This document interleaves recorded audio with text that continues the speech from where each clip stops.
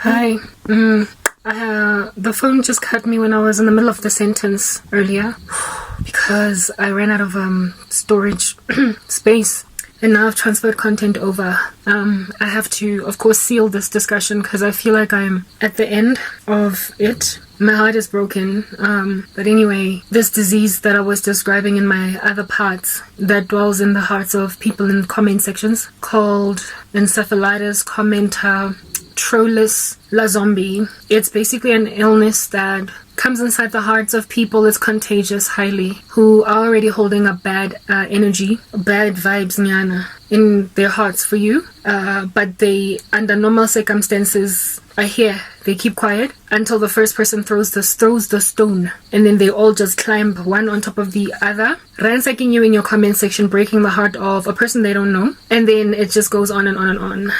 I've always been sensitive, and I don't know if I was not thrown into this obscurity, if I would be this sensitive. I mean, there are levels to my sensitivity, layers. I haven't always just been really hard to say anything bad to. I had a way about taking them in my stride and just... I had a shock absorber in that I had a normal life. I had family, I had friends. Now my shock absorber's gone. I literally am just laid bare naked, alone.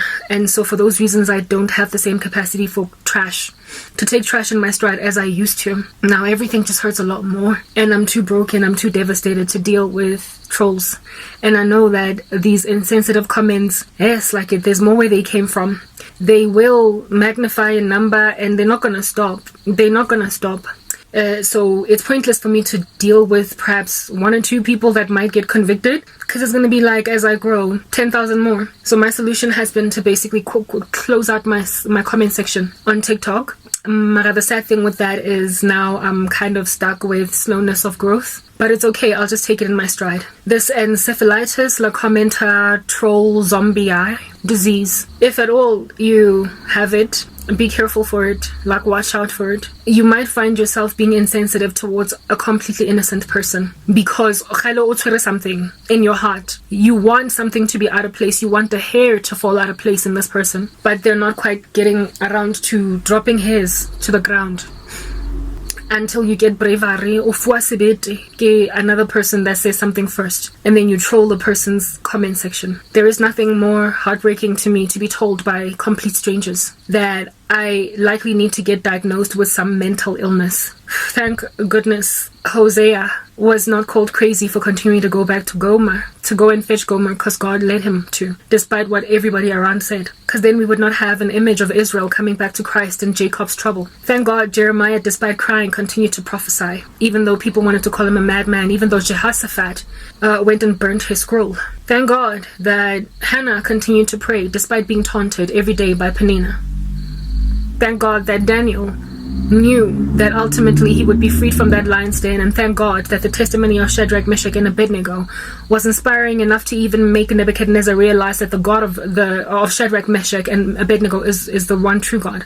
Thank the Lord that saints of old were not subjugated to the tyranny of modern day psychosis, where people go and diagnose people with mental illnesses because they have a spiritual gift, because they happen to see in the cosmos what it is that activity is going on there by demons, by irresponsible souls that keep on dabbling with dark arts. Thank God that upon being given a vision, Jeremiah and them were able to be believed. There was a time in history where prophecy was respected, where prophets actually got called by kings, where they wanted to hear the counsel of prophets. What are we going to do? Remember the story with Micaiah, Jehoshaphat, and Ahab? Thank God that such an era as that did exist in history, because then I don't know how in the world John at Patmos would be able to deal with the psychosis of the 21st century conglomerate of wannabe church folk, because they're not really of the church. They disrespect the things of the spirit.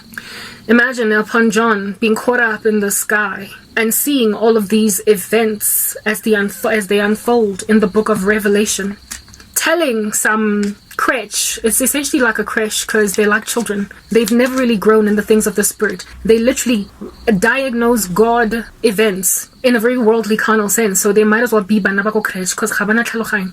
Says John prophesy, preacher to some church called Pimville, and he's like, When the Lamb opened the seventh seal, there was silence in heaven for about half an hour.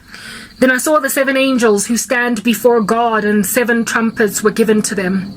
And another angel came and stood at the altar with a golden censer, and he was given much incense to offer with the prayers of all the saints on the golden altar before the throne.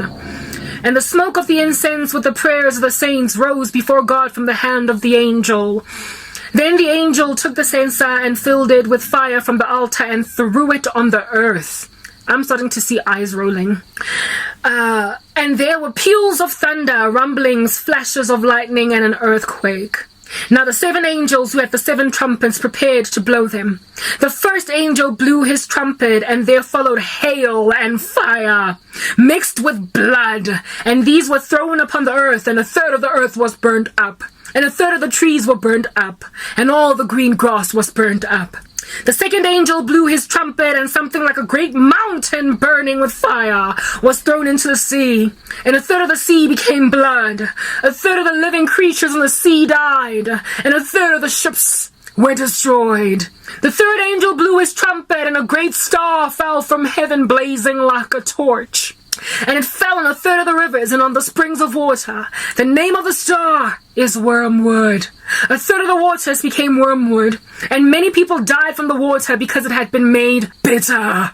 The fourth angel blew his trumpet, and 1/3 of the sun was struck, and 1/3 of the moon, and 1/3 of the stars, so that 1/3 of their light might be darkened, and 1/3 of the day might be kept from shining, and likewise 1/3 of the night. Then I looked, and I heard an eagle crying with a loud voice as it flew directly over the head. Woe! Woe! Woe to those who dwell on the earth at the blast of the other trumpets that the 3 angels are about to blow. And the 5th angel blew his trumpet, and I saw a star falling from heaven to earth. And he was given a key to the shaft of the bottomless pit. He opened the shaft of the bottomless pit, and from the shaft rose like the smoke of a great furnace, and the sun and the air were darkened with the smoke from the shaft. Then from the smoke came locusts on the earth, and they were given power like the power of scorpions of the earth. They were told not to harm the grass or the earth or any green plant or tree, but only those people who do not have the seal of God on their foreheads. They were allowed to torment them for 5 months, but not to kill them. And their torment was like the torment of a scorpion when it stings someone. And in those days people will seek to find death, and it will not find it. They will long to die, but death will flee from them. In appearance, the locusts were like horses prepared for battle.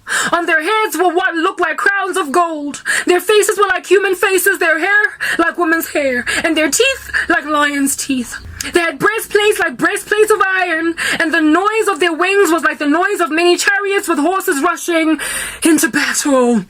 They have tails and stings like scorpions, and their power to hurt people for 5 months is in their tails.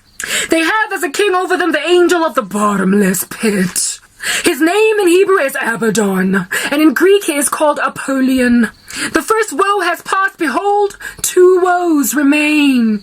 Then the 6th angel blew his trumpet, and I heard a voice from the 4 horns of the golden altar before God, saying to the 6th angel who had the trumpet, release the 4 angels who are bound to the great river Euphrates.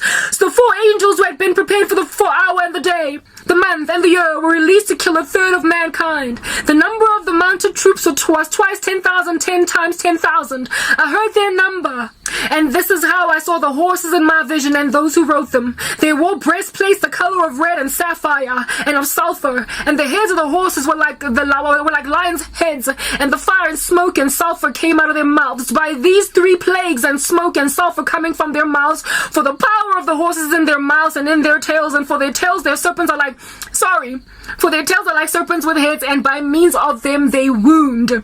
The rest of mankind who were not killed by these plagues did not repent of the works of their hands, nor give up worshipping demons and idols of gold and silver, and of bronze and stone and wood, which cannot hear or walk, nor do they repent of their murders or sorceries, or their sexual immorality, or their thefts. And the Jews are looking at John in church, on some, I'm feeling like